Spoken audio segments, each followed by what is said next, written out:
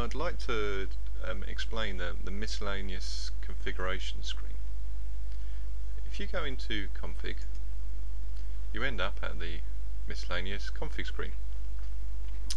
Okay, I'm just going to run through what this does and what the options are. First of all, auto software check. Every 24 hour the Kmotion server checks to see what the latest version of software is, and if you're not running it, there will be a little message here. It'll change to red telling you that there is an update available. Okay, pretty straightforward. The next four options. Interleave mode gives preference to cameras where motion has been detected. If Kmotion is displaying several cameras and one of them has motion detected, what it'll do, it'll give preference to updating that camera. So for example, instead of updating 1, 2, 3, 4, 1, 2, 3, 4, if camera 2 has got motion on it, it'll go 1, 2, 3, 2, 4, 2, 1, 2, 3, 2, 4, 2. So that the camera with where motion has been detected will be updated far more regularly and look far more realistic. This also works if you have more than one camera where motion has been detected. The interleave works it all out for you. So a useful option. Next is full screen mode. Now I can demonstrate this. If we click full screen mode, go into live on Tux Cam 1, as you can see it's in a normal grid display. Now if I generate some motion by wandering my hand in front, it goes full screen. This is useful if you're looking at a lot of cameras and there's motion on one or two cameras. Those cameras will come up and be on full screen for a few seconds and then go back again. We'll take that off as it can be a little bit distracting. Low bandwidth mode. Update no motion cameras every 15 minutes. The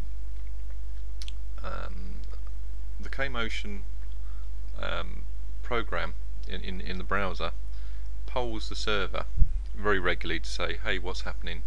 Any cameras in motion? Or have any cameras detected motion? Cameras that haven't detected motion will only be updated every 15 minutes. The idea of this is a large chunk of bandwidth is repeated updating of the images for all of the cameras on the display. So if there's no motion detected, well, don't update the images. If you get motion detected, then obviously update at a high frame rate. So this is good for really cutting down the low bandwidth. If you're on a LAN or even local host, it really doesn't matter. But if you're trying to view your cameras the other side of the planet, then obviously it's a very useful option. Low CPU mode, reduce browser CPU usage, capping updates to 5 frames per second overall. Okay, if you have infinite bandwidth, you're on localhost or you're on a LAN, and you don't tick this box, what will happen is the browser will try and suck as many frame updates as it can. The end result will be that the browser will suck 100% of CPU usage. This isn't really a problem if you are on a LAN and if you really want the very best update frame rate available. But generally speaking, 5 frames per second overall is acceptable, and it brings the browser CPU usage way down to a very reasonable level.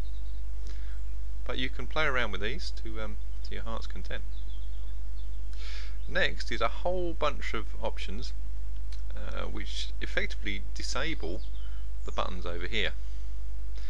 I'll just do a couple. For example, function and the message button. I'm going to hit apply, and you'll see that they've now greyed out and you can't actually click them. The idea of this is if you're using Kmotion in an environment where it needs to be locked down so that users can't see the archive, can't look at the logs, whatever, you can lock it down here. I'm just going to re-enable those buttons and they come back to blue.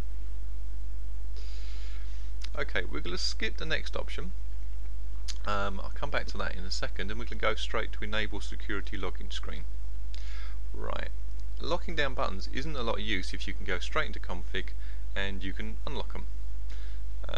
Also, apart from that, it's not always a good idea to let users go wherever they want on the system. So if you enable login security screen and apply, go back to live, go back to config, and you can't get in. Alright, what you've got to do is put the password in, which is KMotion by default, and click submit. Now you can put a new password in and click submit, and then that will then only allow you to log in with the new password.